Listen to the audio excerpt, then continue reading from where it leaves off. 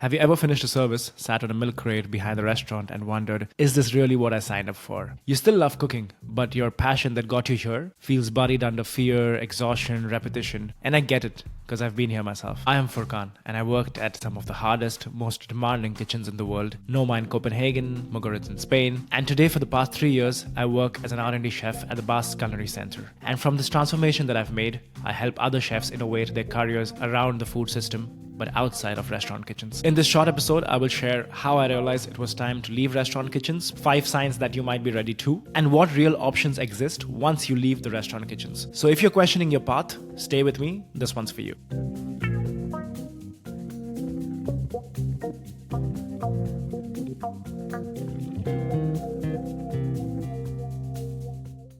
Welcome to Fugitive Chefs, a show for chefs who love food but want to build creative, meaningful careers beyond the restaurant kitchens. And this episode is a little different because it's not a usual long interview format. It's shorter, about 10 minutes, but it's very personal. Because before Fugitive Chefs became a community, it was just me trying to figure out how to make food mean something again once I left the restaurant kitchens. And if you're watching this, you probably feel that too. So I myself spent years chasing the dream, staging, working, pushing for perfection. You can hear my story on the few episodes back when I shared about my whole personal journey of how I became a Fugitive Chef in the beginning of October. I shared that. And this shift really happened when I was working at Noma, as I have said in many of my interviews. And I was surrounded by brilliance, by really amazing staff, by really talented people, but also by burnout. And the service was electric, the ingredients were world class, the producers we were meeting were like the best producers you can imagine in the world. But I was serving food to people I did not relate to. And this was a big factor for me myself. Many chefs I've spoken to on the journey relate to that, but there are many also who don't. So again, this is just my version of what I think are the signs that you feel that you must leave restaurant kitchens, and there's a lot of careers beyond that, and that's the whole motive of the podcast, right? And for me, it was, this unrelation of feeling that you don't fit there came from I was serving to people who were, in most cases, people who can afford this kind of a meal, first of all, who book months in advance. They're also passionate people coming from our trade itself, restaurant, chefs, cooks, coming to eat over there, to inspire themselves. But again, a lot of people who do not understand food, who do not understand what it is to dine in a place like this, to appreciate the people who are serving you, but just have money, and that being the only factor in many cases. And for me, this became the first spark of not relating to it. I was very proud of where I was. I mean, at the age of 22 back then, 23 back then, if I'm working at a restaurant like Noma as a staff and not just staging over there, I was employed over there on my second, third week into Noma. So of course, it was a very big, proud feat, which also connects to not wanting to leave it, So eventually the anxiety, the health issues started, which I have again deep dived into. But I tried to take a rest. I took even a break from Noma, and over there, the restaurant staff was super supportive. Team, Chef Kenneth, who was heading the team at that point, he was very supportive of this break that I asked for. But the craziest part was that leaving did not feel like liberation. It felt like betrayal. When I ultimately left Noma, it felt like, everybody wants to be there as even interns, and I had a job over there and I give that up. So it felt like sort of a betrayal. And most people would tell me, or just me telling myself, that you made it to what is the heights of success in a culinary career. Why would you leave it? But for me, the success did not align with my values. It has to mean alignment. For many people, success doesn't have to mean alignment. Maybe alignment with other people's aspiration, other people's imagination of what a career in kitchen looks like. But for me, it was not aligning with my values. And one sudden day, I realized that if being in the best restaurant in the world still doesn't mean success and still leaves you empty, maybe it's time to redefine what best means, like what is the best in each person's case. And so for me, this is an episode about how do you know for yourself that it's time to leave. And I'll break this down into 5 signs I've seen again and again in myself and in hundreds of chefs that I have spoken to, through the interviews I have made, to the messages I get on my Instagram. I try to respond to everybody and connect with them. And these are the 5 major signs I would say I have seen. And maybe this is an introspection for you yourself who's listening or watching this episode, if that is something, that could bring value to you. And the first sign is that you wake up unhappy more days than not. So that heaviness before service, that's really not weakness, because it could be confused with like you've been working long hours, of course that is a factor as well. Of course, not sleeping or working long hours is a fact as well. But I feel this discontent of being unhappy, it's health, it's data from your health. So you're from your system telling yourself to take a break. So, and sometimes it could be a break from work, a vacation, or whatever that is. But if it's repeating itself, if it's happening very often, That's one sign that your present environment in most cases work, because as chefs, we spend more hours than anything of our week at work. So that is the first sign that maybe restaurant kitchens are not the place for you at this point. Second is your environment isn't healthy. Look around yourself. Is there verbal abuse? It may be impossible hours. It's constant exhaustion. It's the language used at work. It's the way your career looks like from that restaurant's perspective. And none of this is basically paying your dues, because we have grown up in an environment where we've been told you have to pay your dues to climb the restaurant ladder, No, don't confuse that. If you see abuse around you and your environment is not healthy in general at kitchen, at the restaurant you're working at, if the person who's heading your team is not somebody you aspire to be, it's not the right place to be. And it's a very easy calculation, right? Third is, I would say, very important. It's you have stopped creating yourself. So most of us get into this profession not just for earning a salary, because of course this is not the right profession if you want to just make money.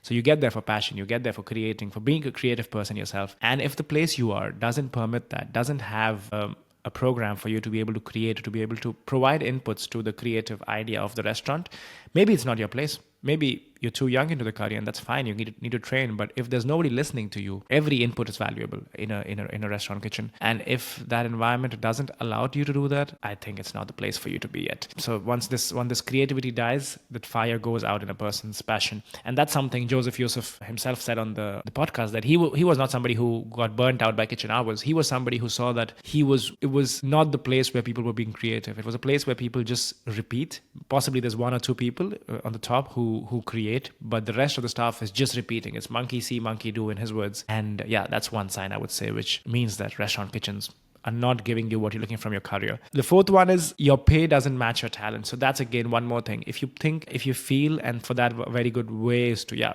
go for interviews, apply to other jobs, apply to other careers, could be within restaurant kitchens as well. You have to see what you're being paid in where you are, in your environment, in your surrounding, if that matches the talent that you have or what you bring on the table. Now, that sometimes that could be you have a path and you have an idea what you want to achieve from this restaurant. You want to learn a certain skill, or you want to learn something from somebody who works over there, and that's why you're somehow compensating that less pay for that time with that person. But in a long-term scenario, this is never a good relationship as an employee and an employer. So I would say it's very important that we also talk numbers. We chefs mostly ignore this fact, but it's important that we speak numbers, speak comfortably about what we are supposed to be paid, speak comfortably at appraisals and at yearly revision of salaries. And I feel, if your dream is to open something, or your skills need more, your skills need to be appreciated more. And if you think that your same skills can earn far more in R&D or education or product development or some other business venture, I would say, it's not the right place to be in restaurant kitchens if your pay doesn't match your talent. And lastly, you're not moving towards your own goals. So a lot of us that get in restaurant kitchens could be to open a new restaurant yourself, to get into food, to understand the food world, to possibly, cook better, whatever it is that you had started your career in or has modified that goal itself. If your everyday job doesn't take you towards that goal, what's the point of it? If your dream is to open something or be a culinary teacher or to start a venture, to do pop-ups, to create products in food, if your career, if your restaurant doesn't take you towards that, I wouldn't say it's a place to be. I feel in today's fast-moving world, every step you take and every step you take in your career has to amount to something and has to go towards something. So I would say that is why it's about getting control, right? And to be honest with yourself, just think about what you've heard right now. These 5 tips that I've said, I'll repeat them again. First one, you wake up unhappy more days than not. Second one, your environment is not healthy. Third, you've stopped creating yourself. Fourth, your pay doesn't match your talent. And fifth, you're not moving towards your own goals. So be honest to yourself, and if two or more of these boxes ticked, it's time to pause and look beyond the past. Most chefs, I would say, don't stay in the kitchens because they love it. Yes, it is a good, it's a very romantic story to get into the kitchens, loving the heat, loving the kitchens, loving what you've seen on television, what you've read in Anthony Bourdain's books. But they possibly more likely stay because they're scared. And this is from somebody who has spoken to chefs and realized that most chefs are there in that profession because they're scared. Because they're scared of, uncertainty, possibly financial problems, possibly this whole phrase of I will leave and I will become irrelevant. And I've seen this and I can't share names over here, but I've seen this from top level R&D chefs in massive restaurants. These people stay so long in this circle like a hamster that you have this major fear of being irrelevant once you leave the restaurant structure. And that fear is what makes you smaller than who you are. And all these misconceptions, and only a Michelin star can lead you to success, or only being on the 50 best lead list can lead you to success, or I need another degree to pivot. Many chefs think that because I have got into this trade, which is very much about operations, very much about my skills, I possibly need another degree to kind of make the difference and pivot to a different career. And the truth is, I would say you already have everything you need. You have discipline, you have precision, you have leadership, you have sensory understanding, you have a global understanding of food systems. You understand people. You are very good at people resolving situations and people skills. Possibly if you work at a sous chef level at a restaurant where you deal with clients, you deal with allergens on the fly. A lot of this situation handling you learn in the restaurant. So you have all these skills. And all of these skills are transferable to a different career, honestly, believe me. The problem is not you. It's not that you lack something. It's a narrative, and it's the narrative that you want to give to yourself as somebody building a career. So what would I say that you need to do next? Now that once you've figured out, if you stay on the video, I guess you've figured out that, yes, restaurants are not for me. What's next? For some of them, it's a full break. For some of them, it's a full break if you can afford that. Volunteering somewhere. For myself, once I left Noma, I spent 2 months at a permaculture farm in Germany, just learning about permaculture. I always felt that I was serving great food and great produce, but never really knew how to produce that, right? So I think I don't want to become a full-time farmer, but I think being aware about how these things grow was something which I needed at that point. And I did that. You could travel, you could reflect, you could take a break with friends and family. So that's one path.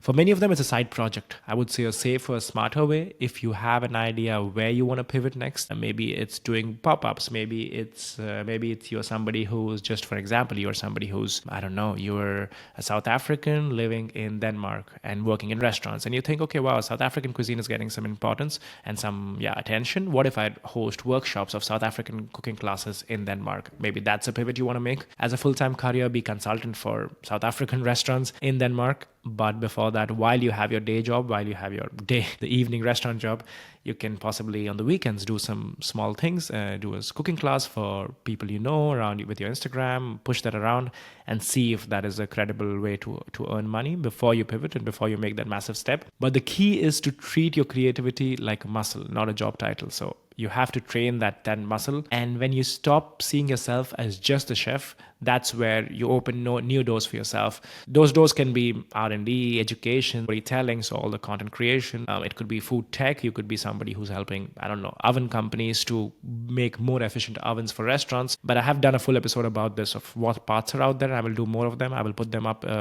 in the description. But all you need is your expertise. So your expertise in whatever that is, if you can find a way to pivot, to make that expertise all like 80%, 90% of what you do, I think that's where the real, the goal lies, rather than just working for somebody who has a certain vision, which is very narrow and your expertise doesn't fit in that vision and trying to excel in that. I feel that's where we all get sort of lost, of being like hitting a wall again and again and not moving past forward it. So I would say your value is not really tied to a kitchen. You are as relevant outside. If you're somebody who's talented, you're as relevant outside the kitchen than in the kitchen, which has these 3 Michelin stars or whatever that is. It's tied to more about how you think about food, about how you think about people, the skills you've learned, the expertise you have built for yourself. And I think that's all I want to share in this small episode. Something just to inspire you to kick this conversation. I think there's not enough content when you look up on YouTube or Spotify or Instagram, wherever you look for kitchen burnout. There's a lot of these reels and complaining videos and funny videos, which honestly I don't find very funny, of like the abuse around kitchens. But there is not enough content on what else is out there. So this is the effort with this video, to help you out to figure out if you're somebody who fits in kitchens. And if you do, honestly, I'm not against people who work in restaurant kitchens. Also, there's a lot of change you can make while switching restaurant kitchens. There are those who permit you to be creative and there are those who don't. So maybe that's the pivot you need. But for those who really want to seriously look for careers outside restaurant kitchens, and I'm here for that because I've made the transformation myself and I want to share that with people as far as wide as I can within the audience. And if this resonates with you, share this with somebody who you think could relate to this. As a community within chefs, I feel it's very important to help each other out in this small world. And this podcast and the community behind it exists to help chefs rebuild their careers, to make it more creative and more human after all. So watch or listen to more stories in the episodes that I have around here. It's stories of chefs who have made this transformation as well, like me. And join the Fugitive Chef Circle. You will find a link in my bio on the description down here. It's a space for mentorship, ideas, and next steps. We are hosting small mentorship groups, coaching one-to-ones, resolving the career doubts for people. So please join the circle, and remember, leaving the kitchen doesn't really mean leaving food. It means you're ready to create differently. I'm Furqan, and see you in the next episode.